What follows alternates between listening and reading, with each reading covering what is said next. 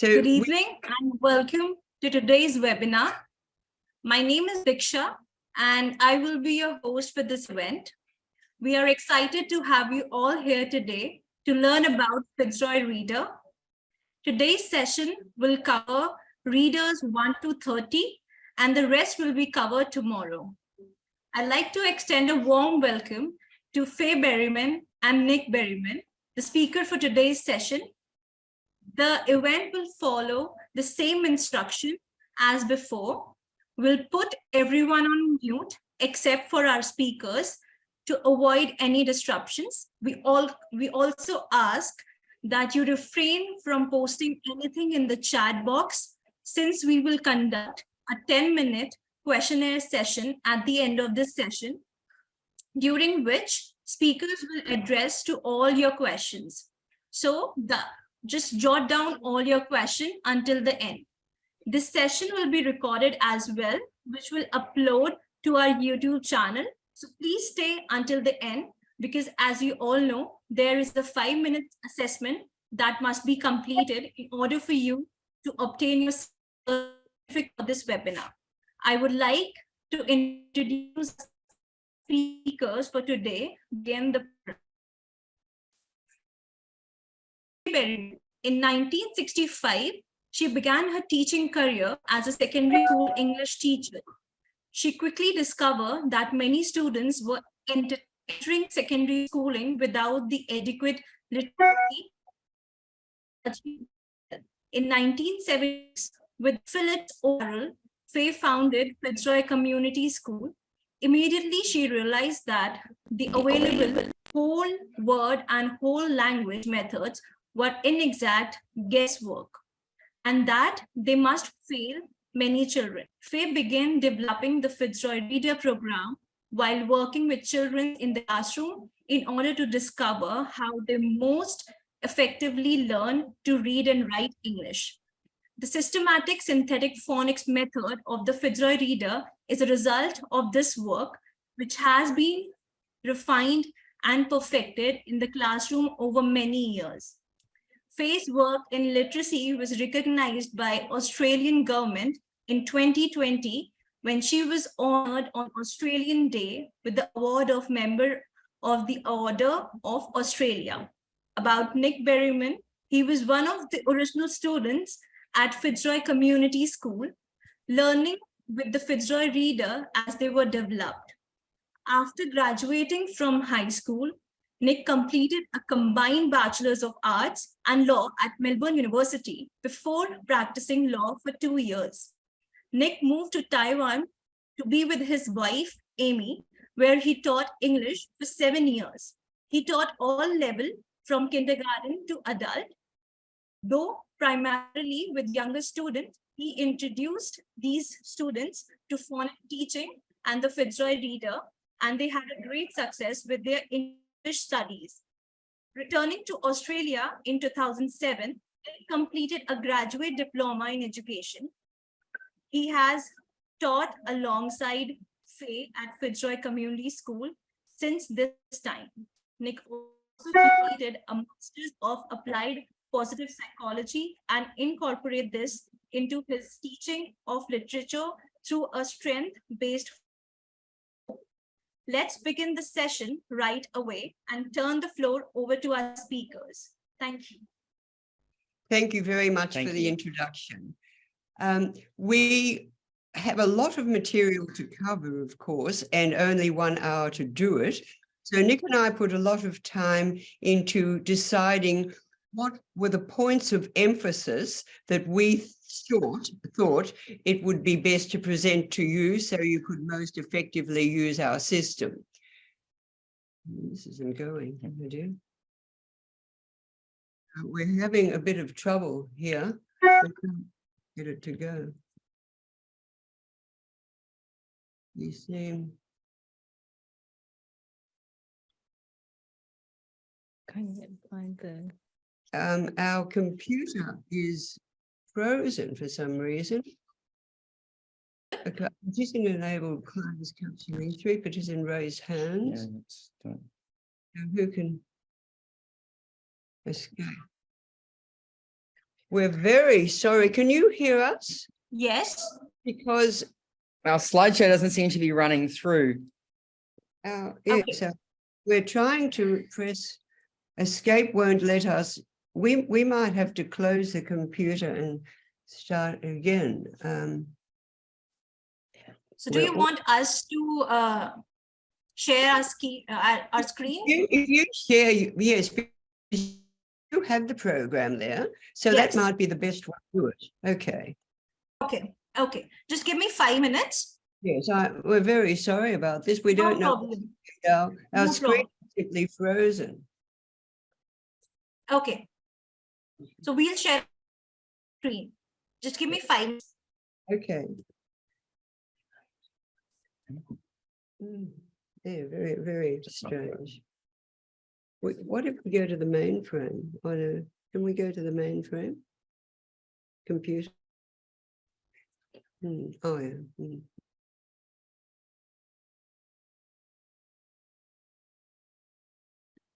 It's on pause. Talking. The only thing we could do, we won't better not do it now, is we'd have I to can't close it. actually find the. What if we do stop share for the moment? Do you think? I was trying. We couldn't get it to stop sharing. I can't even. Oh, here we go. What happened there? No. Oh, actually. It's working now. Wait a minute. This Mm. wasn't. This. No, That's a very old. No, it's not working again. Oh, if it works, if we do this, but that wasn't what we weren't wanting. That isn't the program we want to use. That isn't the program. I hope that's not what they're. It's that one up there, the top one.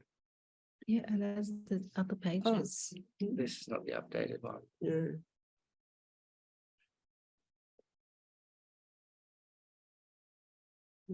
Share. Remember, Amy, I had it on my mail and you said, we'll leave it there. Let's go to. We're very sorry. This, if it was in my mail, let's. Sent. It's not there. So Faye, our team is sharing our screen. Okay, well, let's, Yes. Amy, as I get out Okay. of it here. Okay, so you're sharing your screen. Yes. Okay. Thank you very much. Thank you very much indeed. And we're awfully sorry about this. No problem. Okay, so now you're. Can you go to the next slide, please? Or I think you'll have to. You might have to work Yeah. the slides. Thank you very much indeed. So what we'd like to say to you is that the FITZROY readers, the method of the FITZROY readers is simple and effective. It was written with an understanding of the child brain simply because we always worked with them in the classroom.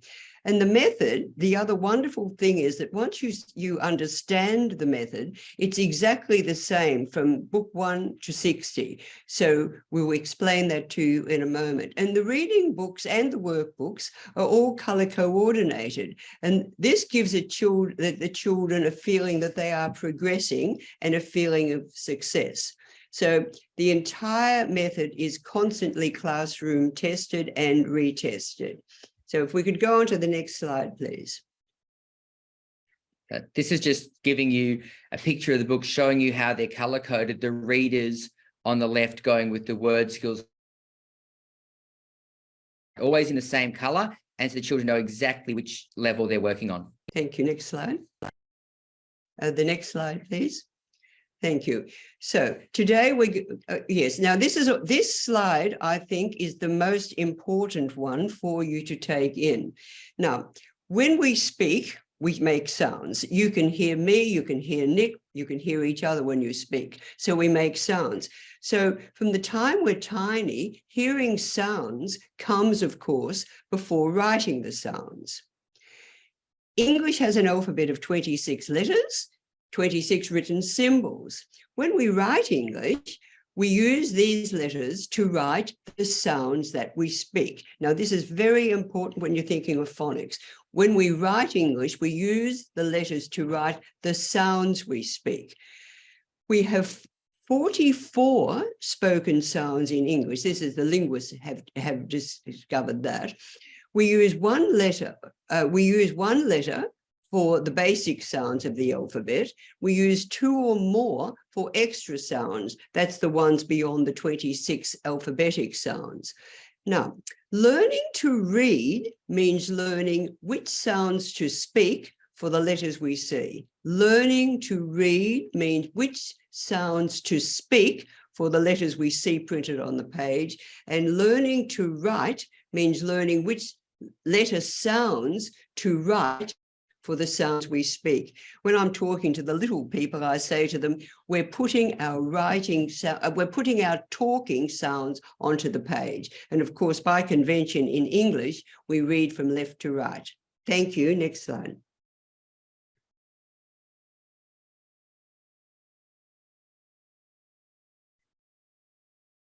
So this is just to recap. Learning to write means learning which letter sounds to write for the sounds we speak. And with the children, we play a lot of games. A good ears game where we say k, at, t. What word am I making? K, at. And the children put it together to make cat. We play number ears games where we say a word like cat and we say, how many sounds? What can you hear? And they go k, at, t. Oh, that's got 3. And then writing the sounds out, we're just writing the word cat. From listening to the sounds, we're able to write it. When we're reading, we're learning how to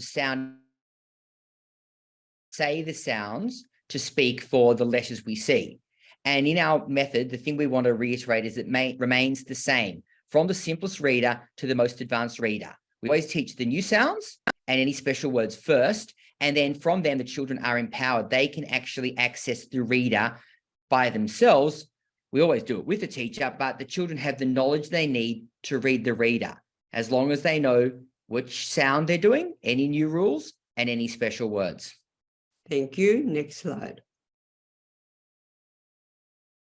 The next slide, please. Thank you. So this is an example of the good ears game where we go, what word? The children say run, hop, even down to the bottom, picnic. So just to show you how we play good ears. They don't actually see the words, they just listen. Yeah, thank you. Next one. And number ears, of course, is when we say how many sounds are in the word jog. And as Nick showed you, you can put the fingers up. That's fine. We can go on to the next slide. Okay, so FITZROY readers are a systematic synthetic phonic method.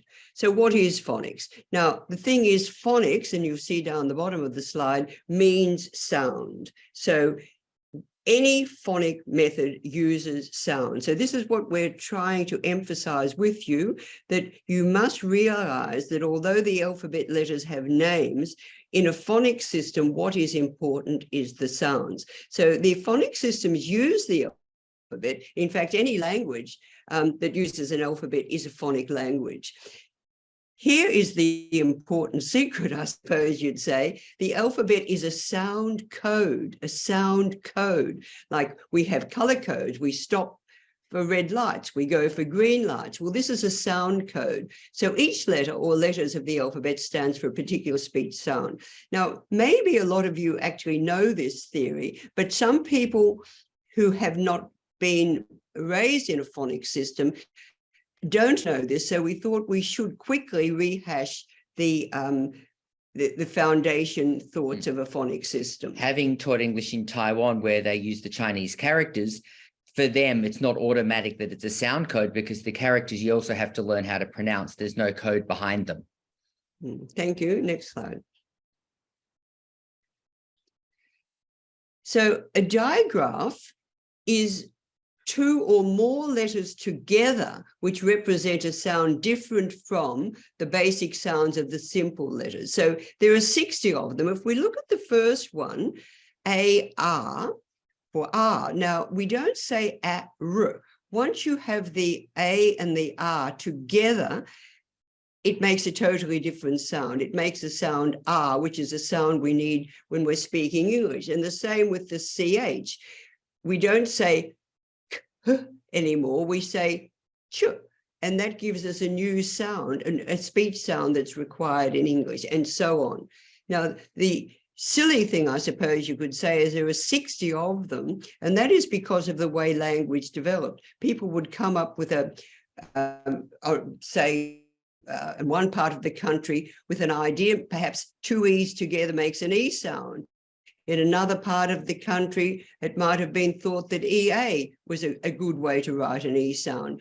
Ultimately, when a dictionary was first written down, both sounds were used for E, and so we are now, I suppose you'd say, stuck with that, because the dictionary said this was the way to do it. One way of doing it would have been enough, but we now have to learn two. So that's why we have 60 common digraphs, when you would say the difference between 44 and 26 is only 18. So we don't need 60, we only need 18, but we've got 60. What it does do is allow us to have words like see, as in I see you, and see, I swam in the sea, with different spellings, so it makes it easier to differentiate words. Thank you. Okay, so. Do you want me to do this one? Yes, okay. So when whole word started becoming popular, one of the arguments made was that half of English was really whole word and only half was phonic. And they'd take a sentence like the cat was on the mat and say, look, 3 words are non-phonic, that was the, and 3 words are phonic. The problem with this is that the non-phonic words are a lot of words that are constantly repeated, the same words like that, was, were, these words that are very common in English. And so English is actually majority phonic, but it has a number of commonly often repeated words that are special words that we can't sound out. So if you show us the next slide, we have a graph that shows you the, that's right. Now, most words are phonic if you learn what we call the 50 special words. Special are special cases of English spelling, and special gives it a positive learning. So if we learn the phonic rules, that's the basic sounds and the digraphs, plus another 50, we have access to, well, it's arguable 90% or 95% of the English language. Thank you.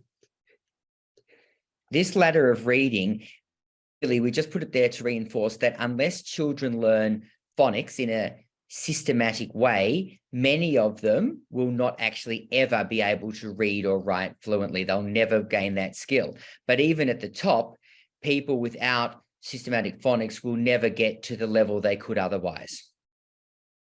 Thank you. Thank you. So just a few definitions that are important. Phonics, when we say phonics, we mean words that sound out. So sounding words sound out according to phonic rules. Sometimes they are sounded using just the basic sounds. For example, k, a, t is cat, and sometimes using basic sounds and digraphs like f or k, fork, and sometimes they simply use digraphs like e, ch, or a, ch. So they're all sounding words because they're using either the digraphs or the basic sounds. Thank you. Special words are the ones that are special cases of spelling. They do not sound out as they should, so we cannot fully ever apply the phonic rules. However, these words always have clues in them. So even in the word go, we've got the g behaving as it should, but instead of having an o, we've got o. In was, we've still got the first initial sound w, and we learn about what a does when it follows a w. So we also emphasize with this to the children that when there are special words, the exceptions usually come from the vowels. We often play games with them about the naughty vowels, but we're getting them to be able to access the word by looking at it and thinking, okay, if the vowel's not behaving, what other sound could it be making? Thank you. Now, we don't think, some of you may not use our alphabet book, and that's absolutely fine. we don't know what alphabet book you use or how you teach the sounds of the alphabet. What we are saying is that to teach the sounds is absolutely essential. So we're just showing you with our alphabet book, to read our book 1, we need to learn 13 letter sounds, and then we can read the book. You might say, well, why do you do that? We like to get them reading because it's a feeling of success. If they think, oh, we can read, they want to keep reading. So we make it as simple as possible to start with. And at the back of the alphabet book, we have little exercises where they do at and at and ot and just reading across the page. So that's the very first letters and the very first words that we use before we approach the reader 1. We're going to show you from the like reader 1, because as we said, and of course we'll show you later books further in our session, but we're starting with this because it's easy, very easy to explain our method. And as we said, the method remains the same. So even if you're teaching higher grades from the beginning, this is the same method that if you use it, you will have more effect. Thank you. So to teach the letters, we have our alphabet book and we have FITZROY sounds. That's always giving them a little sort of sing-song way of practicing the sounds. If they're doing the letter A, they might sing at for apple, at for apple, at for apple, at. And we have them practicing the sound of each letter. Whether or not you use our books, the important thing is that the children learn the sound is the key. So if they have a letter T, we say, okay, it's the letter T, that's its name, but what sound does it make? Like we have a cat, okay, but what sound does it make? It says meow, the letter T says T, and we're always trying to reinforce that it's sounds that are the key to writing English, and that stays true when we move on to the digraphs as well. And the reason we have like a sing-song is because we have found that just using different pathways into learning the sound. Some children love to sing, some people love to draw, some people just like to look at the sound and practice writing it. So if you are teaching the beginners, just try to get a few pathways into the brain, because that helps them solidify their knowledge. Thank you. Just showing you a resource, and here in the teacher's guide we have a few lesson plans which are basic for, so this is for the letter T, isn't it? Yeah. So if you go on to the next slide, I'll run you through very quickly a basic lesson letter. Yeah, but they're always the same. So if you looked at the letter T on the page before, then you could use that for whatever letter you were doing. Okay, Nick. So first we'll play a good ears game where we just get them thinking about sounds and listening, and then the number ears, and then we play a good breaks game. And for this, we actually sing the alphabet using an alphabet freeze. One thing that's really important with the alphabet freeze is that all the letters make their sound. So if you have a letter freeze and under the letter I, it has ice cream, we wouldn't like that because it's not saying it. Or O, you often get owl, but that's not saying O. So we're finding one where it has an igloo or an orange. And we sing through the alphabet song, and then we get them to stop watching us carefully following and trying to stop on the correct letter. That's our good breaks game. And then we always have a story for the sound. So for the letter T, I read a book like The Tiger Who Came to Tea, and I'll read the tiger who came to tea. And as I read the story, I'm emphasizing all the t sounds. So I might read, once there was a little girl called Sophie, and she was having tea with her mummy in the kitchen. Suddenly there was a ring at the door. Sophie's mummy said, I wonder, and I keep going through the book. The tiger comes in, I'll be going, Sophie opened the door, and there was a big, furry, stripy tiger. The tiger said, and then as the story goes on, they go to the table and they drink the tea, and we're practicing all the t ones. Now, of course, the other important thing about this is the children love that story, and you simply say, do you know what? You could not have this story if you didn't have a t sound. And that, of course, gives great kudos to the sound of the letter, because otherwise the children might think, why on earth am I learning the sounds of letters? Well, you can't have these wonderful stories unless you know the sounds. And we usually find a child who has a name like Tim and say, oh, if we didn't have Tim, oh, you'd be Im. Hello, Im. And we make it fun for them, but we're trying to always create through these stories and through our talking to the children a memory link. Then we do the FITZROY sound. So we're singing T for tiger, T for tiger, to help the children who learn better through music and rhythm. And then we go to the whiteboard and we write the letter. And we get the children to follow along with their fingers writing it. And we're always practicing top to bottom, left to right. So they're doing the strokes in the right order. And we do say to them, this is for later as well, when you're going to have to join it. But we're also thinking about the shape of the letter, how it appears on the page. If we're using lines, how it goes on the lines. And we'll have a slide showing that in a sec. We then do writing practice in our alphabet book, but you could use an equivalent. And we also have extra writing sheets. So just they get used to writing the letter. And we always come up with some coloring ones. So they might be coloring a turtle or a tortoise or a tiger. Give them a few options just so that the children who like coloring more really feel like they're engaged with the lesson. Okay, thank you. And this just shows you, we have a very simple method when we're writing. We have letters that are tall, letters that are short, and letters that are hanging. And the children get used to us talking about the roof and the floor. Oh, and look at those naughty tall letters. They'll put a hole in the roof. Oh, those hanging ones, they're putting holes in your floor. It's the short ones who are well behaved. And we're always getting them to think where the letter is positioned on these lines. Thank you. These are just some sample letter pages from our alphabet book. And see, we're practicing both writing and recognition. So at first they're writing for apple, and we always give them a starting point, a star, where they start and show the direction. And then they're finding like at for apple, circle the at for arrow, circle the at. So they're going through both writing and recognizing the letters. And that's a little slip. That picture on the bottom right is just showing you how we sing from the alphabet book. And the children are also getting the basic idea of reading left to right and following along as we sing. Okay, thank you. So here is our method. First of all, when we've got the first readers, we sound out the words and we repeat them as whole words. So we'll go inside the book in a moment. Finger under the word to keep concentration and no guesswork. So that's all.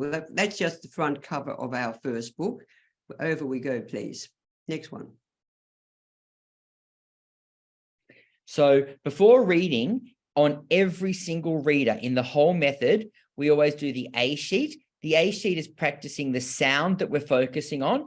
In the first level, it's A, as in cat. Later on, we might have A-R, ah. Excuse me, Nick, I don't think we said we're now in our word school books. This word school books are the workbooks, and these accompanying the readers. So what Nick is saying, before we read a book, we go to our word schools, and this is right throughout.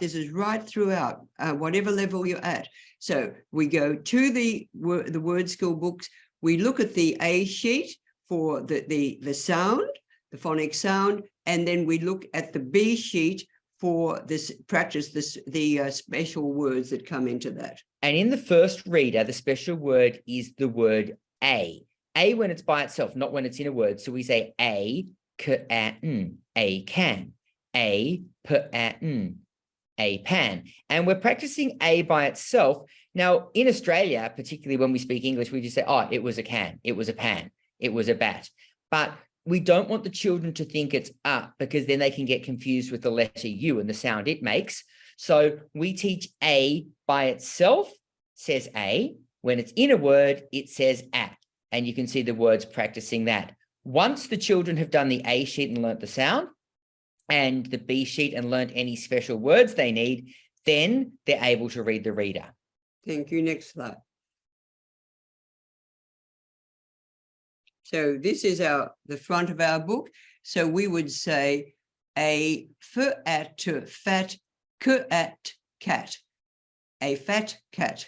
And then obviously on the, yes, and so a m at a mat. a rat, a rat. Over we go. Thank you. And this is just showing you the last pages. I'll just do the last one. We'll read a rat, rat, otten on, a bat, bat, otten on, a cat, cat, itten in, a hat, hat, otten on, a mat, mat, a rat on a bat, on a cat, in a hat, on a mat. And we've gone through the whole reader like that, just sounding it out and then reading it back.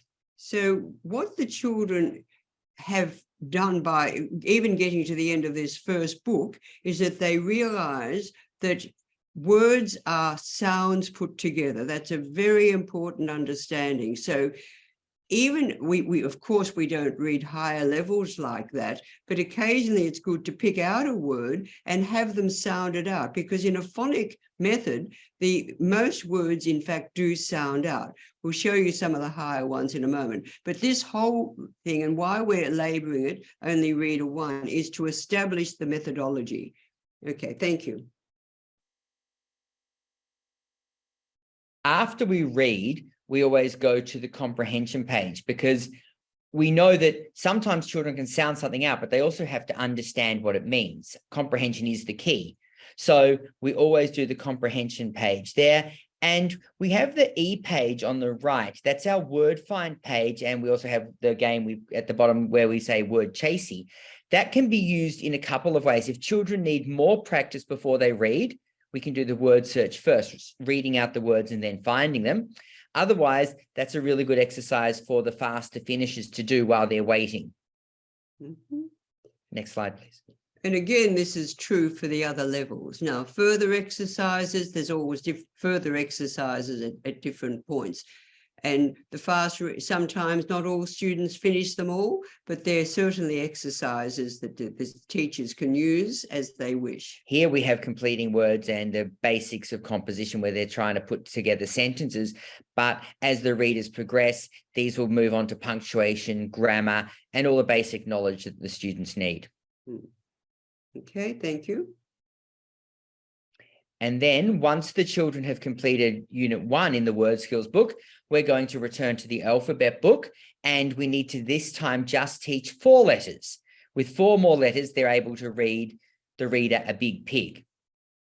I think a thing to notice is that the first 5 books cover what we call the short vowels, a, e, I, o, a.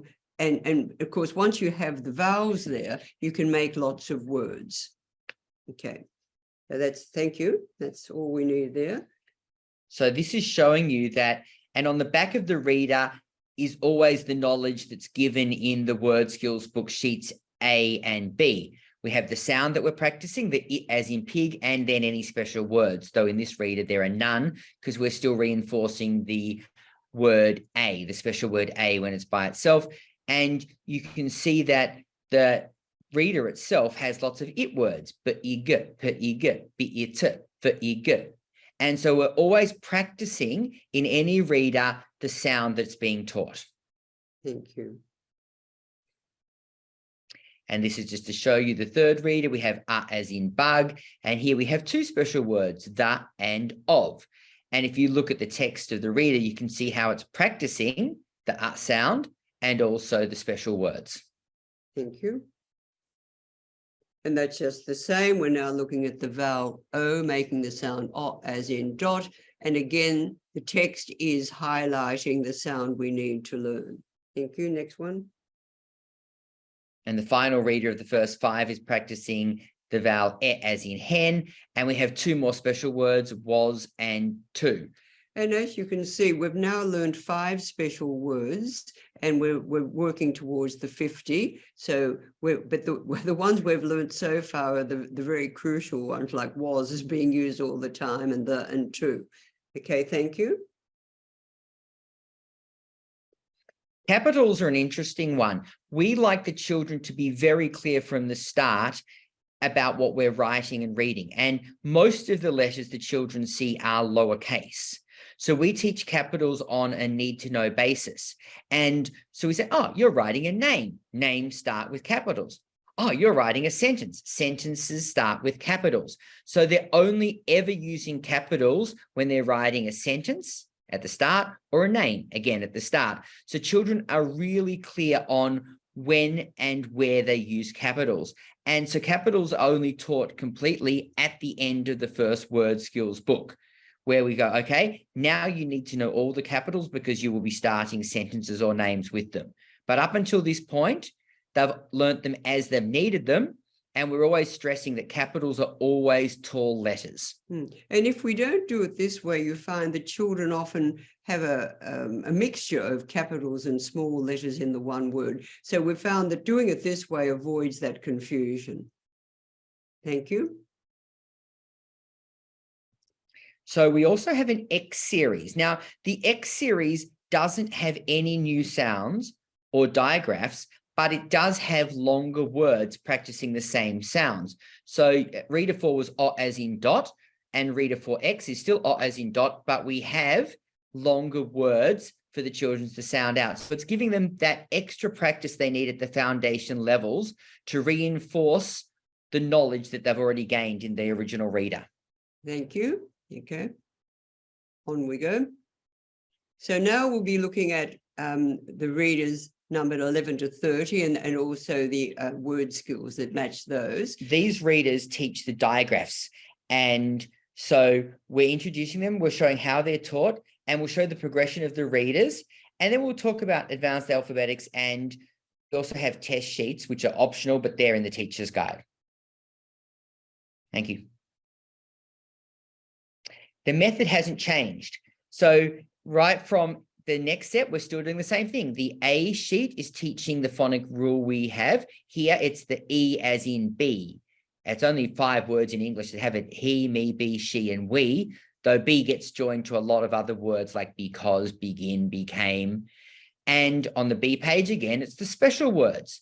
Once the children have learnt these special words and they understand the rule, then they're able to access the reader. And you can see again, the text is supporting what theoretical knowledge we are teaching them. So the children get the idea that we just don't teach theoretical knowledge because we think that's a good idea on the day, but so that they can use it effectively. Thank you. This gives you an idea of the digraphs that we're now moving on to. So you can see we might have AR as in Mark goes to Mars, the reader. We have the ING ending. We have the ER ending at the end of a word, which in Australia it just comes an R. We have the AY ending. So all the readers now are teaching a digraph that the children need to know. Thank you. Next slide. And again, we have the special words page. Though in this one, you can see we're also introducing the concept of questions and how to write question marks. But we've got the 3 special words, are, you, and who. And if you look at the special words page, you'll see how frequently these words occur so the children get good practice at using them. And you can see the information that we're saying to them.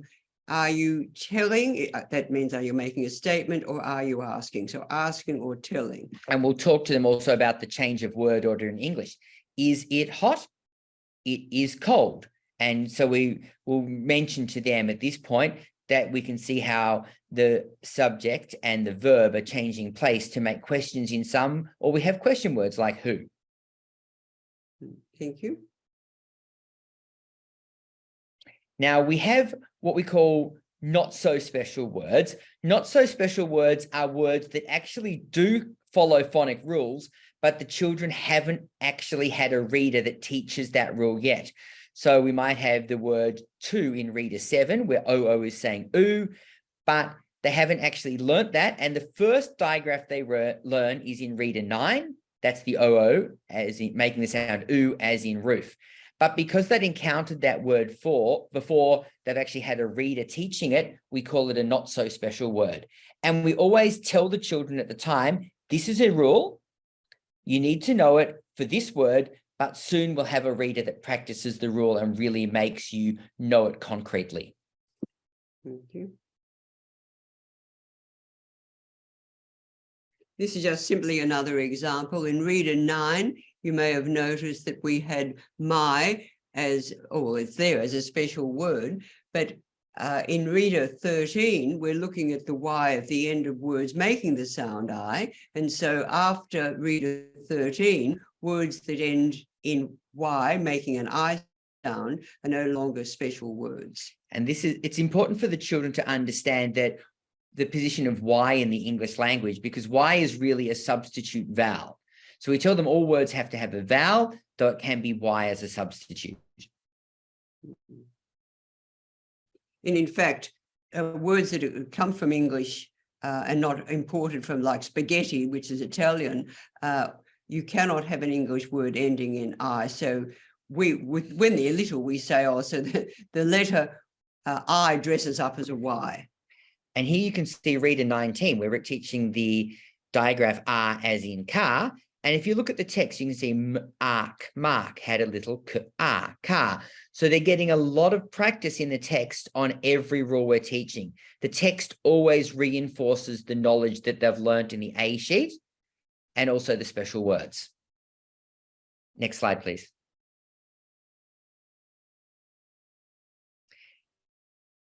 Now we've got reader 22. In reader 13, we learnt the Y at the end of a one-syllable word. It says I, as in cry, buy, sky, fly. Here, we're learning when Y, making the sound E as in happy, when it's at the end of a two or more syllable word, the sound is actually different. So we have happy, silly, and you can see there's some new words there, army, body, copy, envy, lily, pity. And the text again at the bottom, they came home and had a carrot party. See, Bunny is happy now, said Jenny. So they're getting a lot of practice of this rule. Next slide, thank you. And again, the 11X and 21X series, the yellow and what I call the burgundy one, are practicing the rules that they've learned. So it's reinforcing the knowledge that they have, but the texts themselves are slightly more complex. They'll have longer words for them to work out. Thank you. Next slide. Now, we hope you are actually understanding that we're saying that the method remains the same right throughout. So, of course, once you know what you're doing, and once the children get very good at it too, because it's simple for them to understand that we do the A and the B sheets, and sometimes the E, and then we read. And here we're looking at, and this is a very good one, we're looking at the ED on the end of words. Well, we know it's the past tense of the verb, but here we're looking at as a sound.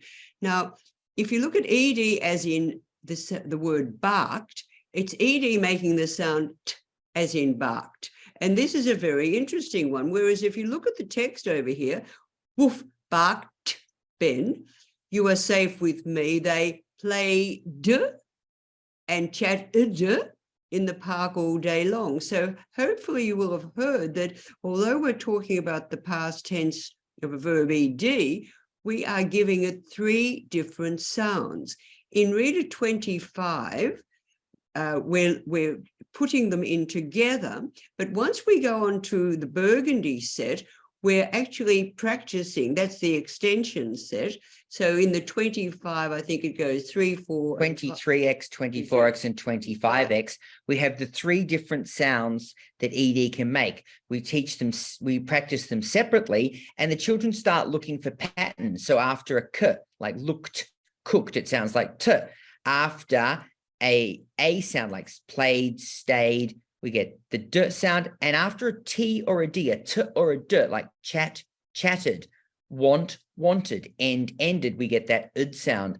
And I love telling the children that this sound, like ud, has the schwa in it. That's the phonetic name for the sound, where it's just an sound. But it's great to get the children, I get them going around saying, beware of the schwa, because it's something that they have to listen out for carefully in English.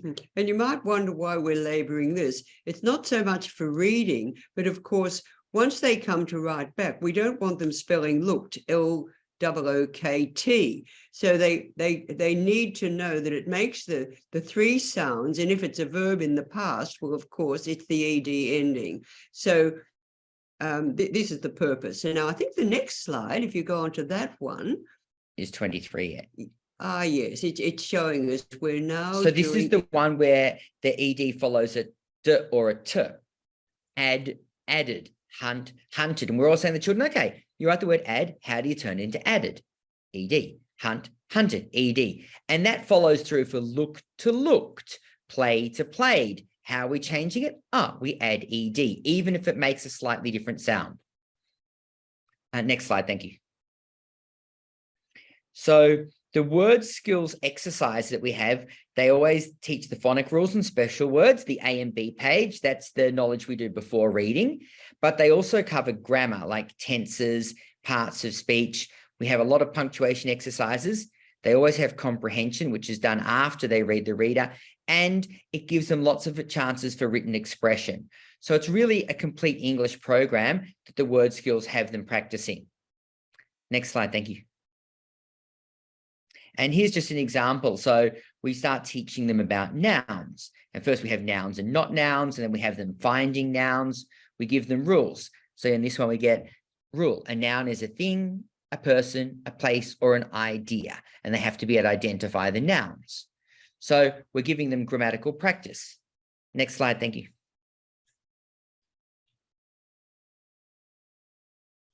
We give them apostrophes, and we tell them apostrophes only occur in two places. We have apostrophes for possession or ownership, and we have apostrophe where there are missing letters. And we give really simple rules. For possession, the apostrophe goes exactly after the owner. If you say, who owns it? Then you put the apostrophe. You can't have any confusion. And in contractions, where we have words like this example with are, the apostrophe goes right where the missing letter is. Yes, and the interesting thing, I'd like to make a point about both of those. With the apostrophes for possession, the only problem, it seems to be, for the irregular plurals like children or mice.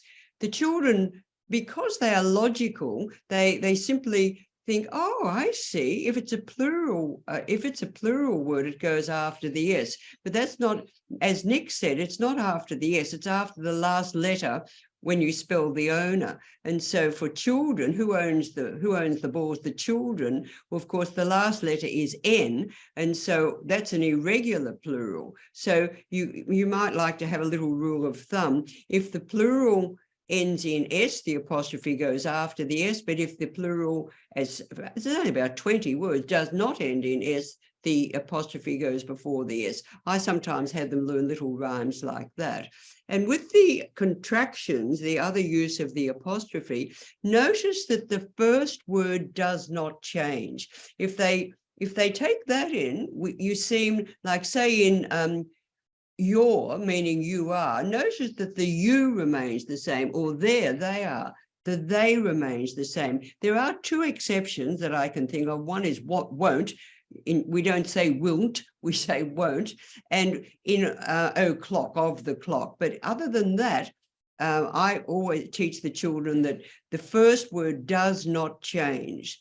And as Nick pointed out, the apostrophe goes exactly where the letter is left out. So lots of practice on that one. Okay. Next slide, thank you. And this just gives you an example of punctuation exercises. And we just have the children punctuate on the words above where it's written without punctuation.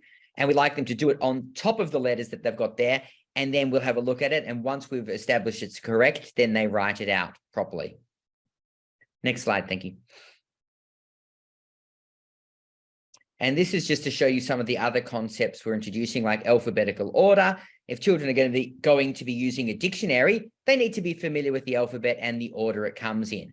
And we start doing things like pre-crosswords. Later readers, we're moving on to crosswords. So we're getting them introduced to some of the games that we have that the English language uses. Thank you. Next slide. So we've actually reached the end. We got such a shock when things didn't work well that we've gone very, very fast, but it's left a little bit of time for questions, which is always a good idea anyway. So just going over what we have said, with the FITZROY method, we teach the alphabetic principles of English in a logical manner. and we proceed in finely graded teaching steps. So every book introduces just a little bit that hasn't appeared in the book before. So each reader practices what has occurred in the previous book, but it adds a little bit more information. So finely graded teaching steps.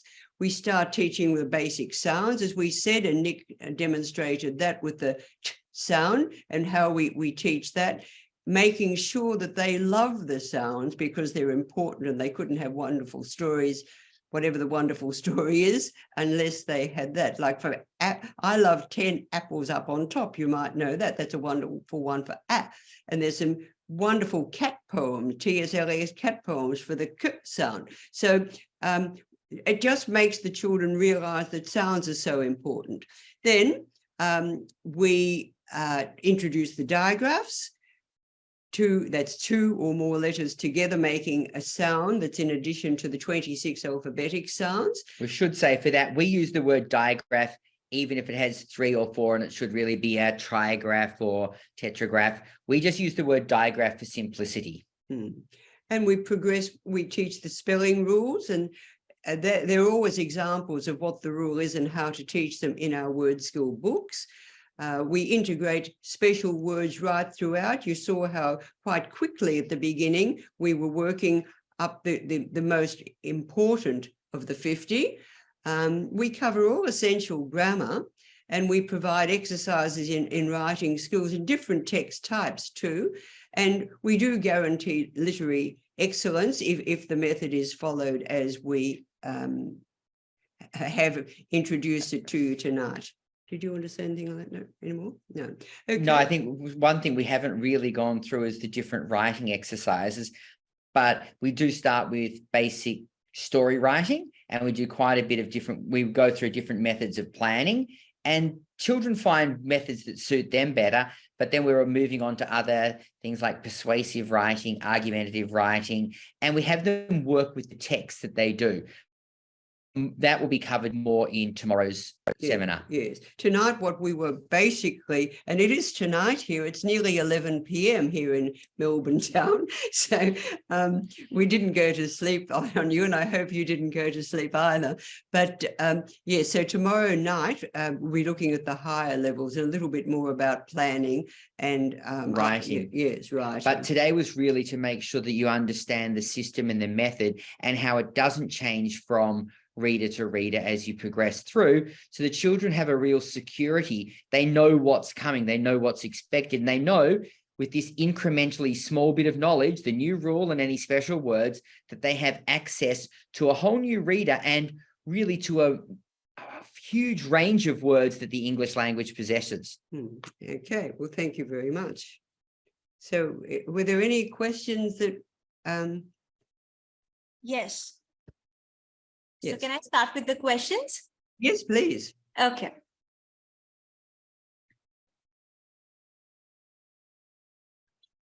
Okay, so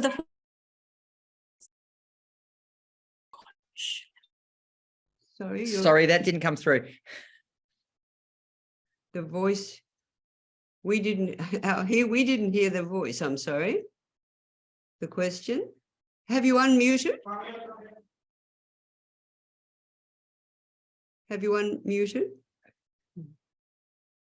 Hello? Hello, hearing now, yes. Yes. Okay. So the first question is, how should we move from letter names to letter sounds as children get confused between the two? So can you suggest a few activities for this?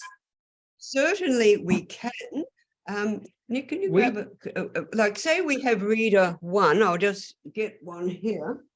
I guess Welfare is finding that we don't teach them separately. And right from the start, we're actually focusing on the sound.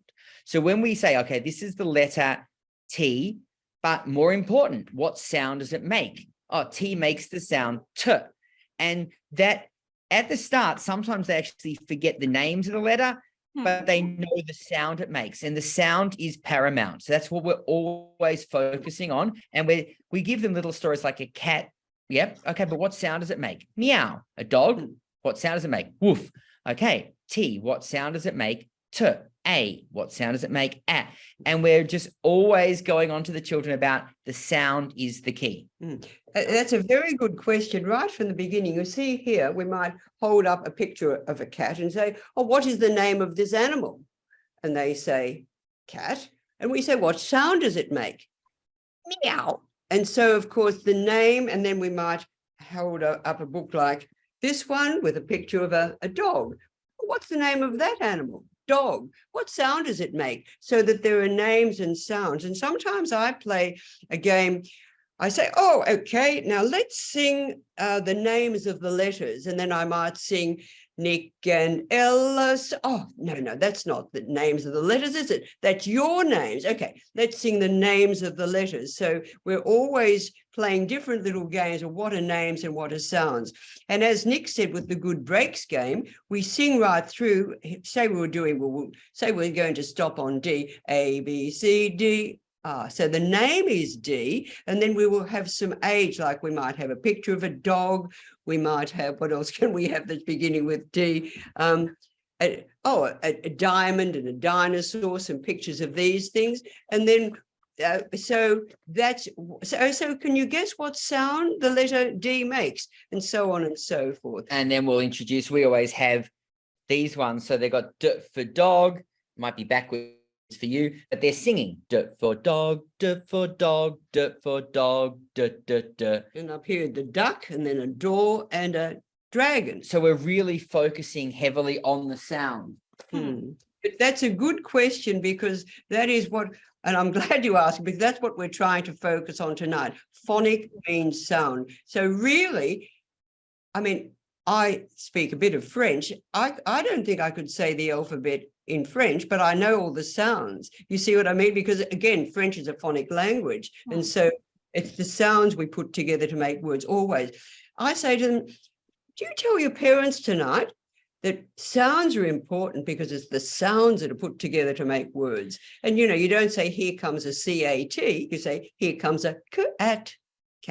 And we do stories like this, as we said, for memory links to really reinforce that sound.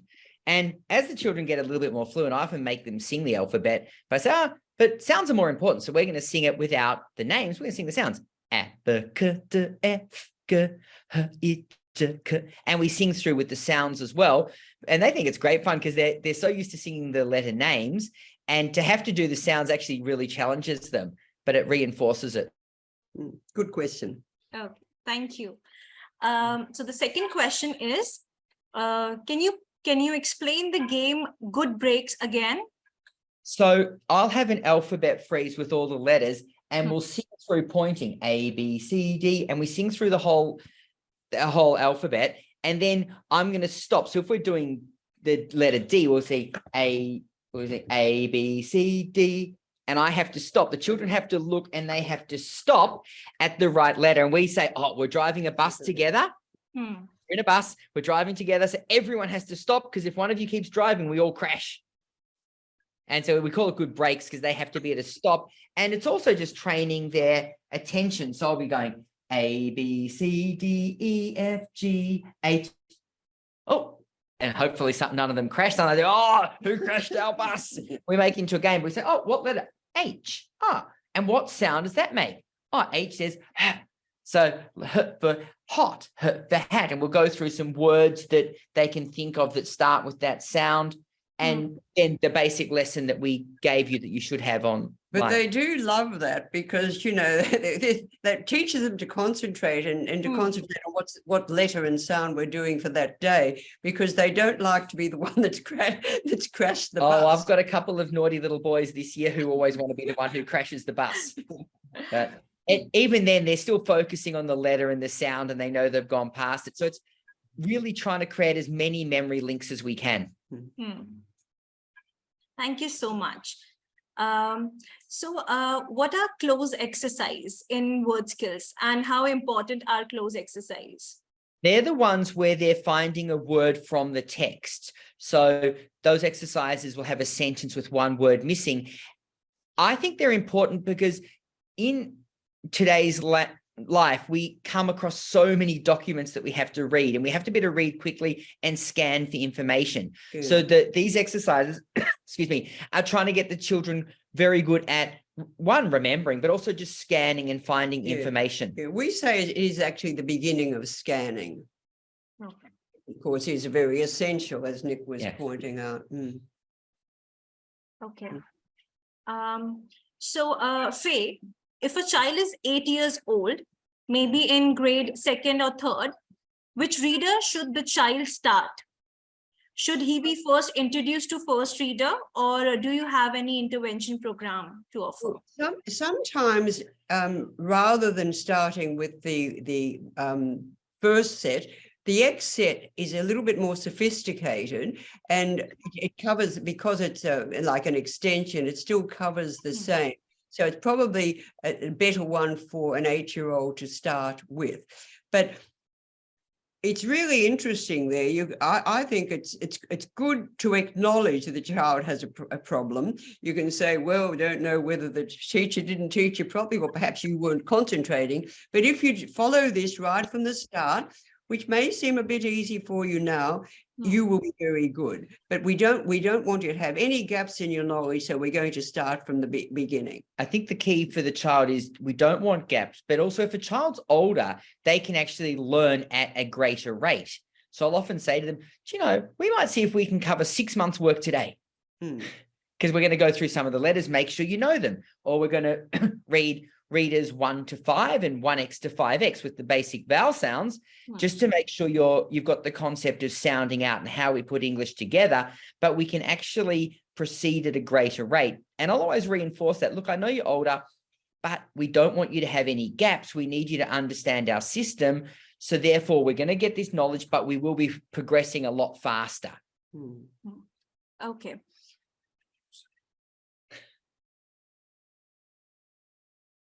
Faye, how to introduce silent digraphs?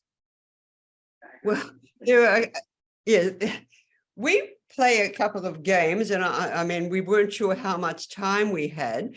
How we do it 2 ways. We can call it cooking with letters or mixing paint.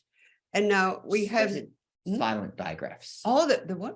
I was actually going to sorry. ask, what do you mean by when you say silent digraphs? What? Oh.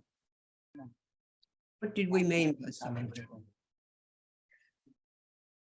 Was it silent? Is that the word you said? Silent? Yeah. Silent. The digraphs will be the silent letter. So we teach them as we always teach the digraphs as a combination. So we don't focus on the silent letters. We focus on the sound that it makes. So if you've got one like T-I-O-N, we say, oh, this is the digraph shun, like action. Okay. Fraction. So we're teaching it as T-I-O-N makes the sound shun. Yeah, we don't do it letter by letter. So letter by letter, you'd be going to E-O-N, and so obviously it's nothing like that at all. So we're teaching them that this combination of letters has a new sound. So that we don't actually ever call it silent. We just says T-I-O-N says shun, and EW says ooh, and we just go through the new sound that it makes. And the game that Faye gets the tiniest laughing as she plays for teaching them, the first one like O-O, we do cooking with letters, or A-R. We get them and we mix them up and we put them together like we're making a cake. And Faye will give them a whole story about a cake, and you put the things in. And can you say, oh, I want my eggs back now. I don't want a cake, I want my eggs. Once you've cooked it, it's made, you can't get it back. And once you've cooked these letters together, this is the sound that you get. And of course, English is a very rich language because it comes in from many cultures. Like the T-I-O-N comes in actually from Latin, and the PH comes from Greek. And so you can get the children really interested about saying, oh, you know, it's a wonderful language. It's got more words than any other language, only because we go around, we think, oh, here's a good one. We'll get it from Greek, we'll get it from the Vikings, you know, and they get really interested in that. So rather than think, oh, goodness, why would T-I-O-N be shun, say, of course, this comes from very ancient language, Latin, and they become very interested in the whole history of language. And of course, that is why English is such a rich language. I mean, for the children, English has over twice as many words as any other language. So when you've got English got to over 1 million words, if you don't have phonics, I mean, phonic rules give you access to over 900,000 words, which is an amazing number. And you cannot learn these words just from memory. There are just way too many. So this is the tool. That's why we're always focusing on the sounds and the phonic rules, because it's the only way that they can access language. And that's why when you have a language like Chinese, you might be literate when you've only got, you know, maybe 5,000 characters is very literate in Chinese. I think. We're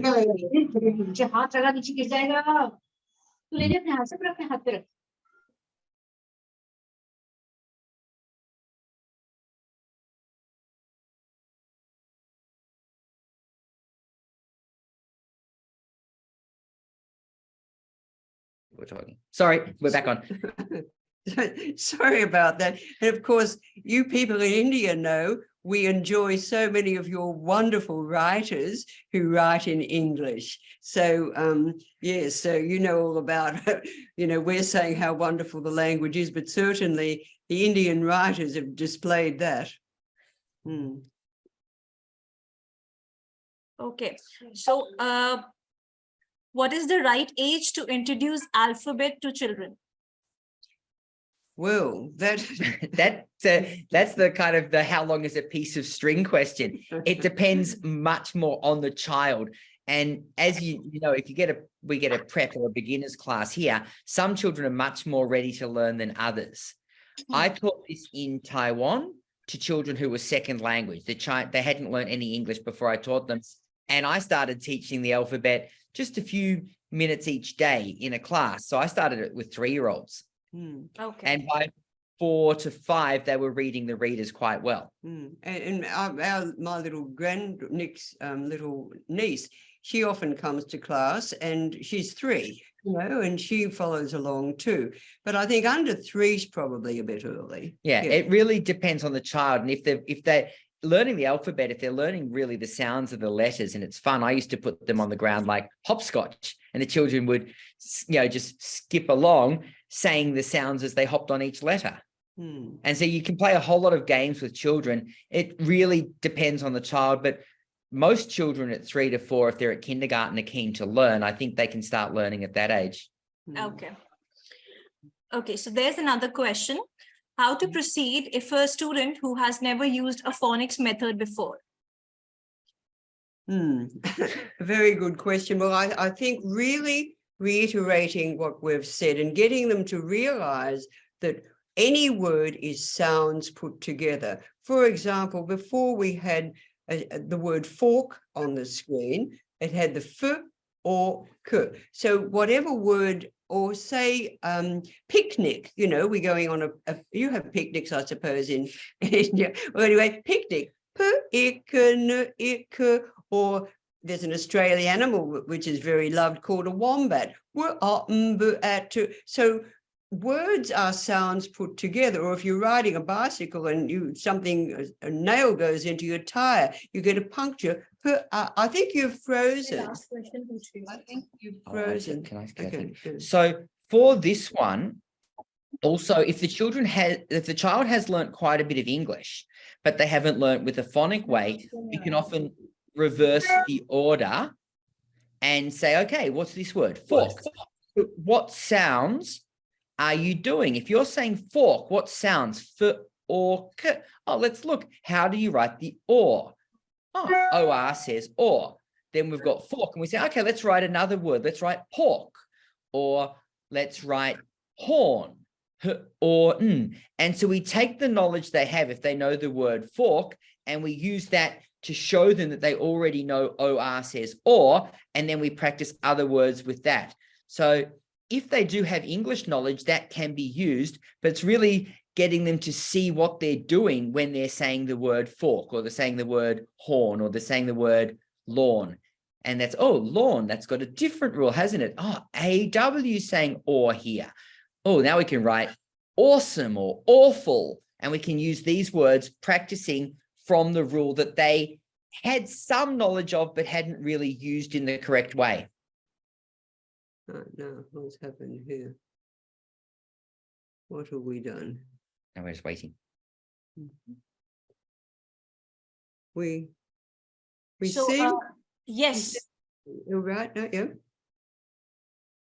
Oh, So I think that is it for the questionnaire session. And thank you so much for such a wonderful and informative session.